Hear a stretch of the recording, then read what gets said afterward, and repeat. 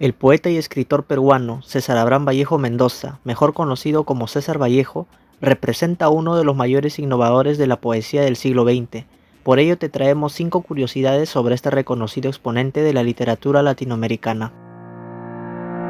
El escritor de poemas humanos contaba con un árbol genealógico que estaba marcado por los oficios religiosos de sus antecesores.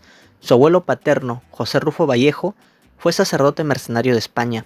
Por el lado materno, el poeta Vallejo también contó con el legado devoto de su abuelo materno, Sebastián Baltasar de Mendoza, quien fue un religioso español que emigró a Perú.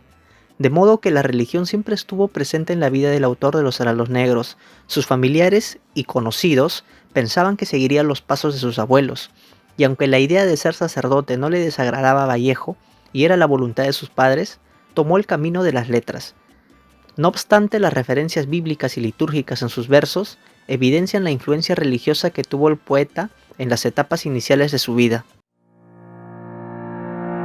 La poesía taciturna y repleta de melancolía de Vallejo dificulta pensar que la personalidad del autor incluyera una faceta satírica, pero hay varias anécdotas de quienes tuvieron la oportunidad de conocer a esta interesante figura de la literatura latinoamericana que revelan el humor sarcástico del poeta. Entre ellas hay una que relata sobre una ocasión en la que Vallejo se tropezó con un elegante hombre en la Biblioteca Nacional del Perú, quien muy irritado le dijo: «Sepa usted que soy don Pedro de Osma», a lo que el poeta le respondió de forma irónica: «¿Y yo? ¿Qué culpa tengo, señor?». El subtítulo en esta tercera curiosidad sobre César Vallejo tiene relación con su obra Poemas Humanos, la cual tuvo una complicación en sus ediciones póstumas. El error humano lo cometieron los editores Raúl Porras Barrenechea y Georgette Vallejo, viuda del poeta, en el poema Telúrica y Magnética, en el cual sustituyeron la palabra temple por templo. El error, calificado como una dislectura por el escritor peruano Izquierdo Ríos, consistía en que temple se utiliza exclusivamente en la Sierra Norte del Perú y significa valle. Posteriormente el término fue corregido. Existen varias versiones sobre el hecho de que el famoso pintor y escultor español Pablo Picasso dibujara 3 bocetos del rostro de César Vallejo.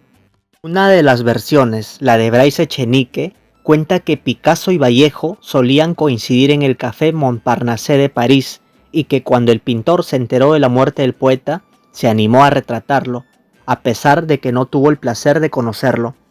Otra versión es la relatada por el prologuista del libro España aparta de mí este cáliz, Juan Larrea, quien manifestó que luego del fallecimiento del poeta se reunió con Picasso, y al contarle la noticia y leerle algunos versos de Vallejo, el pintor se sintió conmovido y expresó: «A este sí que le hago el retrato».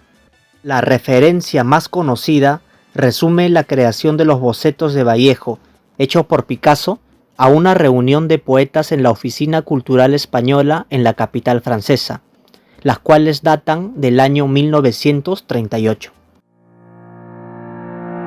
La película sueca Canciones del segundo piso, del director Roy Andersson, estrenada en el año 2000, es una obra surrealista, la cual cita varias partes del poema Traspié entre dos estrellas, del referido poeta peruano.